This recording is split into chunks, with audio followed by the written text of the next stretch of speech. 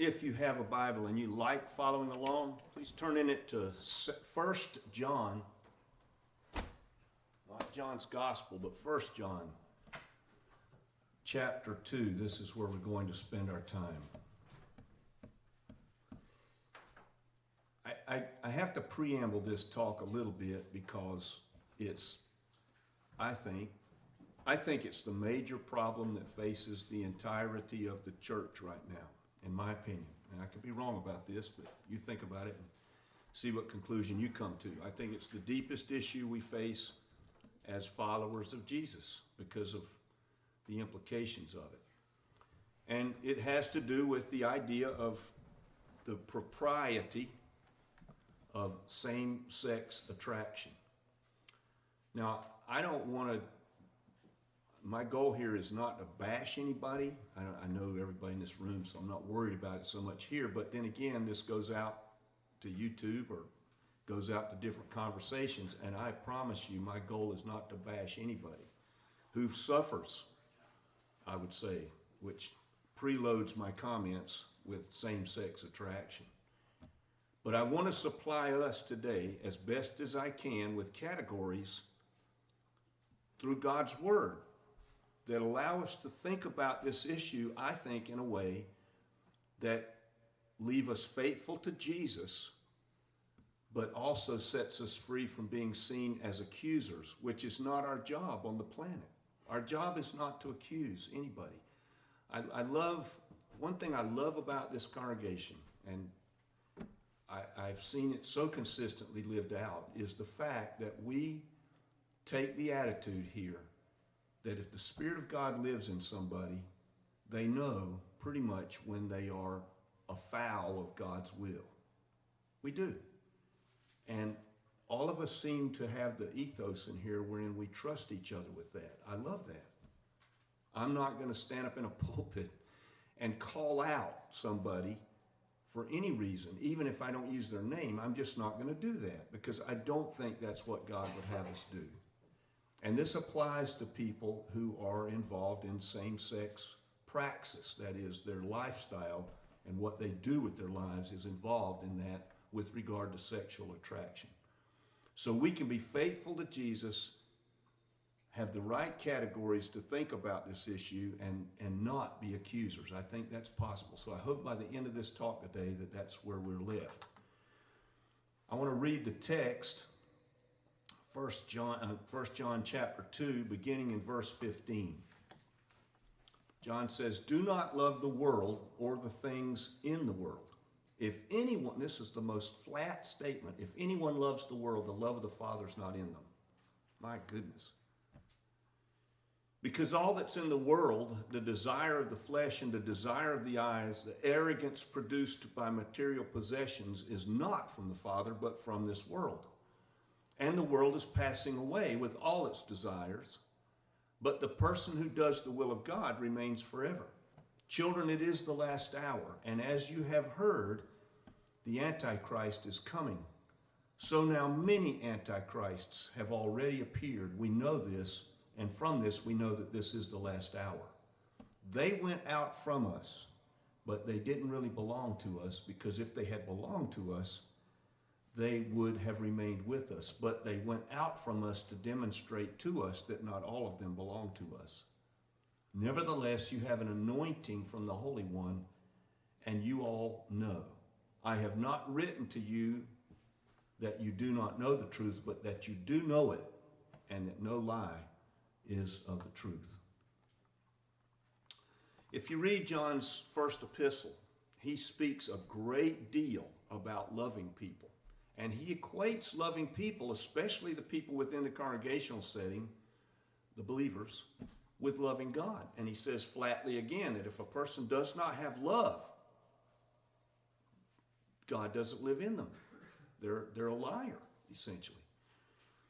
So the question comes up in my mind immediately: is it possible that love is sinful? Well, if John is correct, yes, it can be, if the object of that love is an improper object. Now, he speaks of the world here in three distinct ways. And these three ways actually are the ways in which colloquially the word world is used. But here John is being very specific and very philosophically nimble here in the way he expresses this. The first way John will use the world is he will use it to explain all of physical creation. Everything is the world. That makes perfect sense. We use the term that way all the time. What in the world are you doing? That kind of question. I mean, the second way he would use it is to say human beings on the earth. That is, all of humanity becomes the world. God, so John's very words, God so loved the world. That's all of the human habitation. The last way he uses it is the spiritual realm that is opposed to God. And that's the way he's using the term world here. Now, if you look at verse 16, you will see the list. And these are things that John is equating with loving the world. These are the things he equates with loving the world. And he's equating them and saying this can produce ungodly fruit in a person's life. So, and then he ties this in with a comparison between God's eternal world and the temporal world. Now, for us human beings, that is a gigantic gap that is very hard for us to bridge cognitively. We can't think of anything really outside of time. We can say the words, God is eternal. What do you mean by that? Well, that God is not within the context of time. We can say that, but we really can't. Maybe you can. I can't. I really can't cognate that. I can't put that into categories that really make sense to me, because you enter into all kinds of disputes internally with your own mind about what does it mean to say that there is no time. I don't know what that means. The reason is because I live in a world where the arrow of time always moves in one direction, and that's all I've ever known. As a matter of fact, if you look at science, that's all science knows. An arrow of time moving in one direction. So temporal things then to us, because of that, will take on an importance they do not deserve sometimes. I will think about things that are temporal. You ever hear somebody say to you in a moment of your distress, it'll pass? I hear that. Everybody, we use that all the time. It's a comforting thing to hear, because you realize, yes, that's true. It will, because the arrow of time is going to continue whether I like it or not. I can be involved in something very good, and the arrow of time is going to continue whether I like it or not, and that's going to come to all good things must end, right? So we look at that in two ways. That's because we are utterly, utterly trapped in time. And so because of that, there are so many things in our lives temporally that take on an importance they do not really necessarily deserve. That speaks to this issue very loudly. So think about that for a moment. Another impediment we have is the opposite, which is, since we were children, maybe it's not this way for you, I'm assuming it is because we're all of the same species here, that we have this sense in us that we will just go on. Does anybody think, have you ever thought in your mind, has it ever really formed in your mind as a truth that you will just cease to be? I can't even think of that, can you? I think from childhood, we have an intuition we will go on. That's what makes funerals seem like something's wrong, no matter how old the person is. We think that to see somebody leave this world, this plane of existence, just feels wrong to us because there's an intuition in us that says we're just going to go on. So you got two things fighting one another. One is the temporal nature of our lives and the fact that we interpret it in a temporal way such that things that really should not matter that much do matter in a way that's disproportionate to what they really are. And the other is we feel like we're just going to go on. There's a good turn of heart in people who want to look at this issue, this conversation we're having today, this idea of same-sex attraction and same-sex praxis within the sexual realm. They want to be accepting of it. It's a good turn of heart that wants to accept that. It's not a mean thing. It's not people just being oh, those terrible sinners. It's the fact that people have empathy. We have empathy with one another, and we have empathy for the person who is involved in that. There are things that don't directly affect us, and so there's a little bit of a detachment. But what we do without being conscious of it, because of the good turn of heart we all have, where we want to accept some things because we want to accept people, is that we begin to adapt our thinking, our whole culture, not just you and me, but the whole culture starts to adapt itself to the desires that we have. In other words, could have anybody thought 100 years ago that we would have had a constitutional debate on the issue of same-sex marriage? I don't think so. I don't think it would have ever come up in that way. However, we're adapting the culture to fit a desire. What's the desire? To have a good turn of heart toward people who are of this persuasion.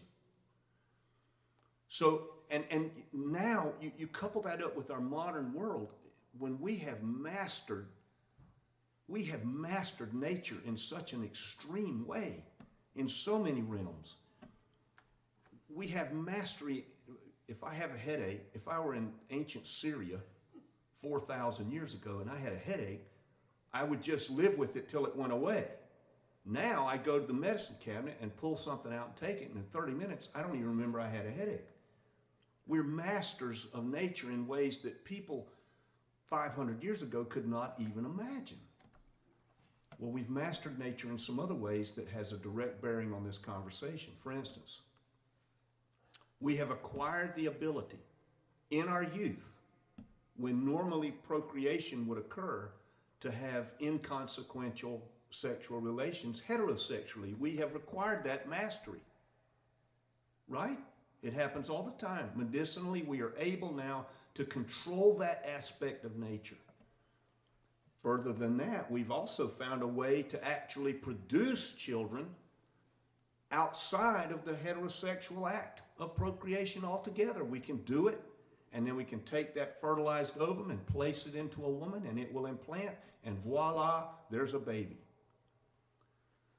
So we live in this huge area of mastery when a lot of the consequences have been removed from the things that we live with and practice to such a degree that now we come to the place where societally, if you and I say anything counter to the idea that homosexuality is not proper, we're a bigot.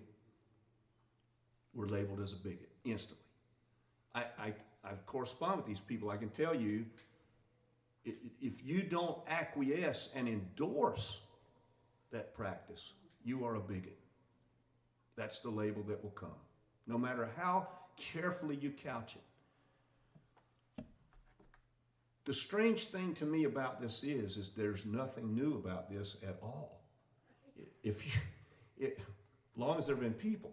But if you go and do a research on it with regard to homosexuality in history, you will find that in the Roman Empire, when Paul wrote what he wrote, speaking to this, he was living in a world where if you were a Roman noble, and Roman nobles were all men, by the way, if you didn't have 2 or 3 little boys with whom you engaged in these kinds of acts, there was something wrong with you. Homosexuality was not only accepted, it was seen as a way in which to increase one's enjoyment of that aspect of their nature. In other words, it was a novelty. You could be in a heterosexual marriage, but you were expected almost to enjoy these other things as a kind of a novel way to go about, and nobody thought anything of it whatsoever. Now, we're not quite there yet, are we, in this culture?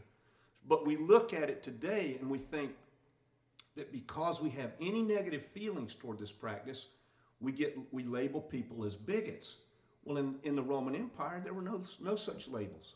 Now, I am sure within the peasantry, that is the plebes in the Roman Empire, not the equestrian class, the nobles, but the plebes, there were probably people who said, I don't think that seems right. And I'm sure in the Jewish culture that was exactly the case.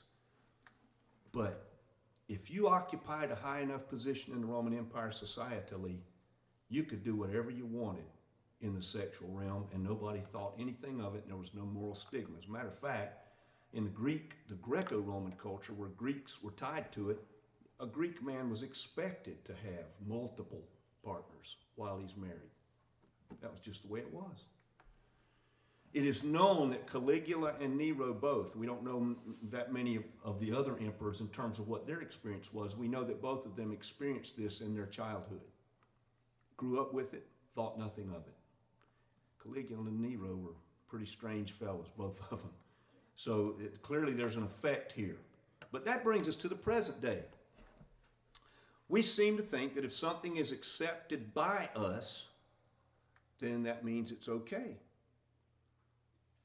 But most people, other than people of our persuasion, don't ever stop to think, I wonder if it means that it's okay if God, whether God accepts it or not.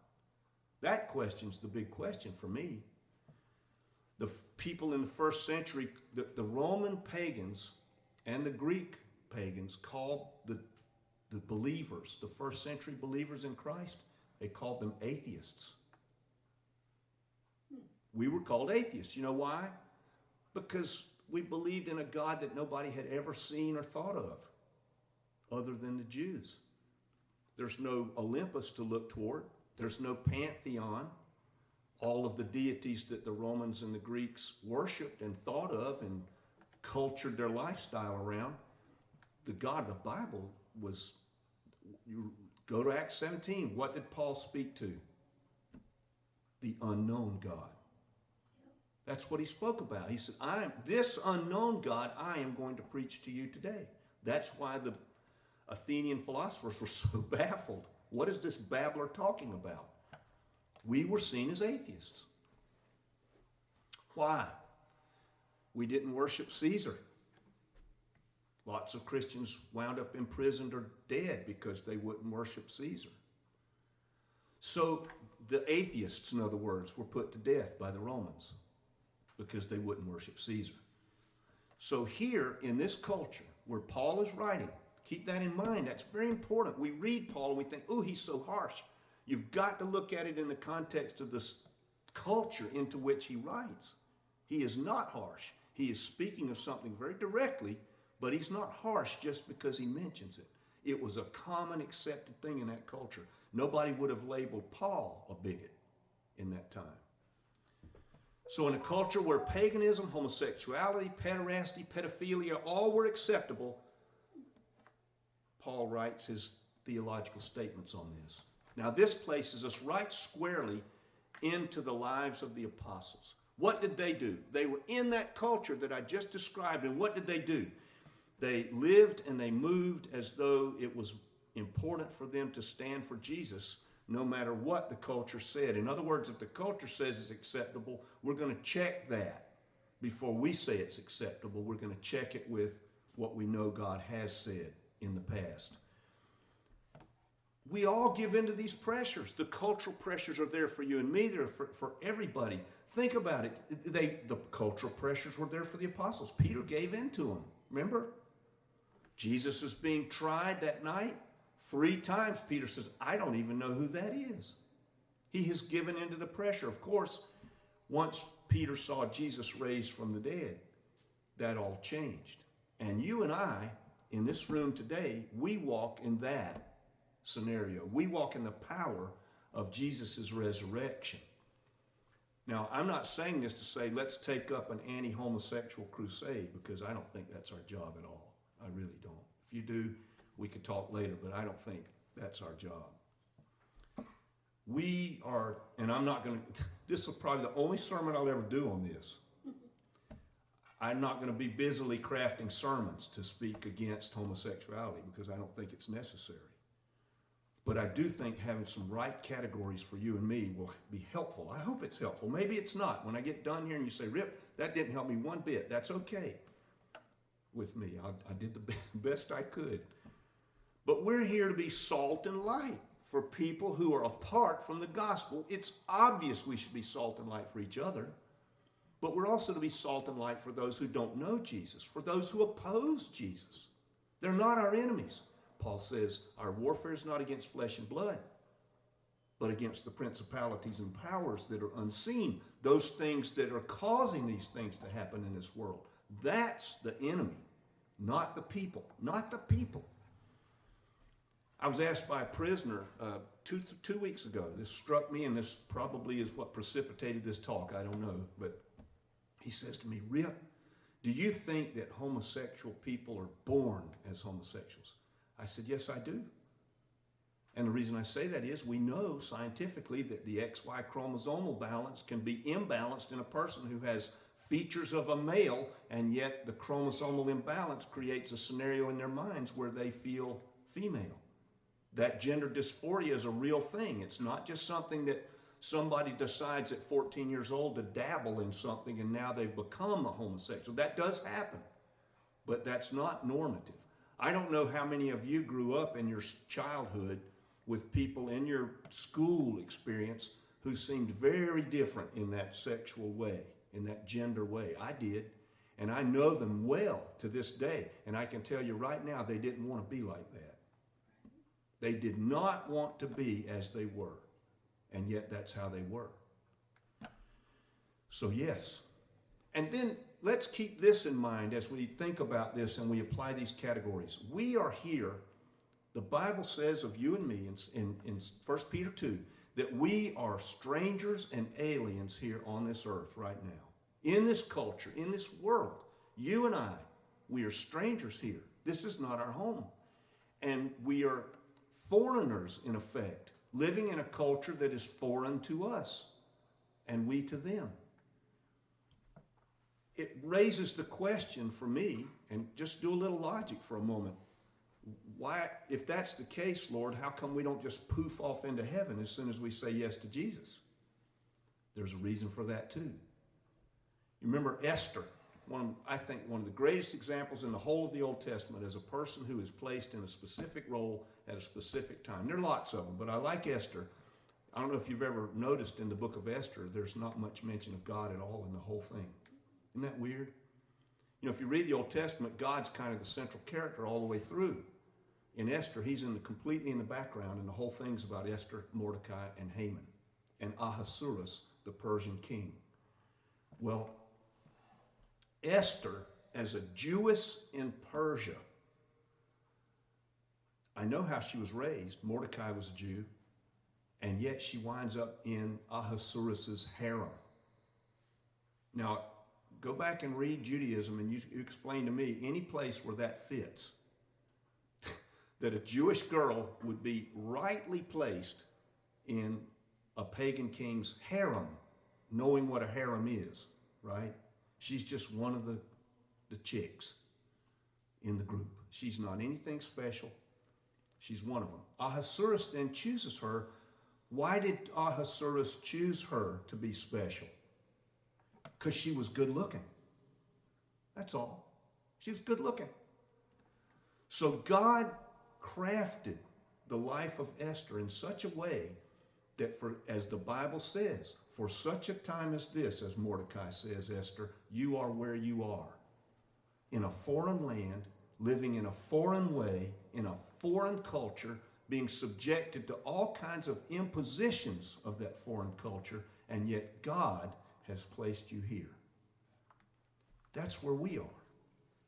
That's exactly where we are. We are foreigners in a land. The culture is against us. Here we are. There are lots of things going on in this culture we do not like, and God has placed us here for a reason and left us here. We didn't poof off into heaven. For such a time as this, we are here in this oppositional culture. So I want us to do some logic today. Now you may think, Rip, that I don't want to doze off any further than I already have. If we start talking about logic, I'm apt to doze off completely, and the rest of the sermon will disappear into the ether. Well, that's okay. We're going to do a little logic anyway. I think you'll enjoy it. Aristotle gave us our categories to think. You may not be aware of that, but every person in this room is an Aristotelian when you think. So let me plant the picture for you. You go out in your car, you stick the key in, You turn the key and it does nothing. You will form a premise in your mind immediately. I wonder, the battery's dead. So what do then? You check that premise out. You do the logic work, the logical examination for that premise. You try the radio, you fiddle with the key more, you try the lights, you go out and open the hood and see the battery cables are connected. Guess what? You've now proven the premise to be true. You've reached a conclusion, the battery is dead. That kind of logic gives us a path forward in our view as Christians to have godly categories with regard to homosexuality. So I'm going to leave these with you today, and I want you to think about them as best as you can and see if they're not helpful to you. They may not be. They've been helpful to me, so I pass them along. We in this room, every person in this room says we are followers of Jesus, right? All of us claim that, and I believe it. We say Jesus is Lord. That's a huge statement. That means, biblically speaking, Jesus is the maker of heaven and earth. That's what we believe. And that includes us, right? So this means that if we're going to look at our lives, here's the second premise, that's the first one. Here's the second one. If we're going to look at our lives and determine our praxis, that is, how then shall we live, as Francis Schaeffer says. That's what praxis is, a fancy word that means how do we live? We're going to live it according to what Jesus tells us to do and not do, right? Third premise.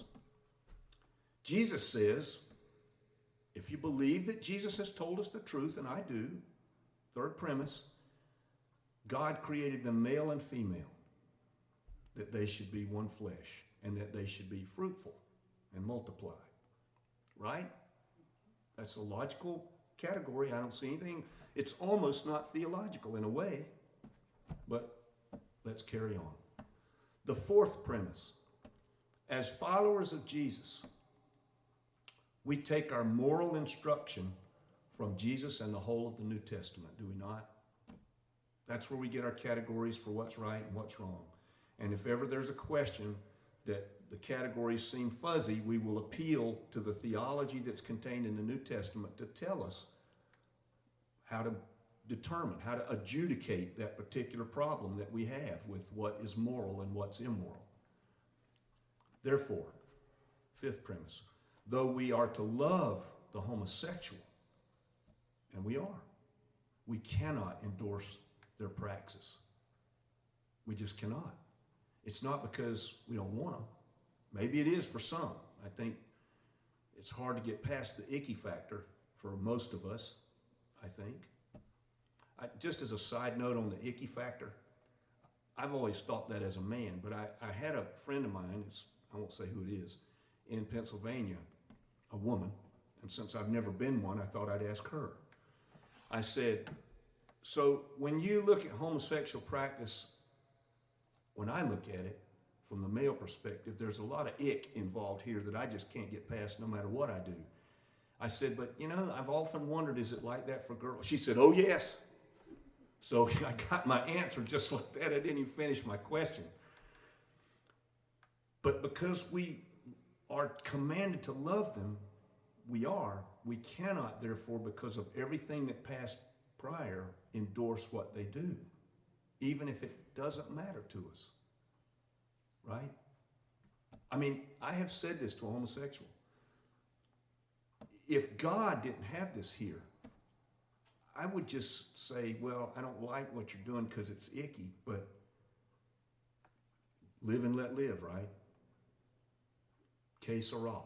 That would be my attitude.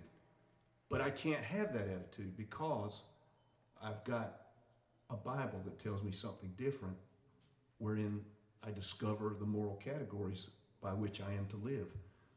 So, with all that in mind, all five of those premises, here's the category that I think is the most helpful. It has been for me. We therefore will ask of the homosexual to grant us, who they say who cannot change who they are, we will ask of them to grant us the same grace they ask of us toward them. I'm a follower of Jesus. I cannot not look dimly on what you do because I'm a follower of Jesus. So I'm going to ask you for the same grace you ask of me, to be tolerant and loving, knowing that I cannot do any other than what I do. To me, this leaves all of us free to speak the truth in love. We do not hate you, Mr. or Miss Homosexual. We love you because Jesus has made all of us. We aren't attacking you. We are simply trying our best to be good followers of Jesus. That's all. I don't know where everybody is today, but if I've said anything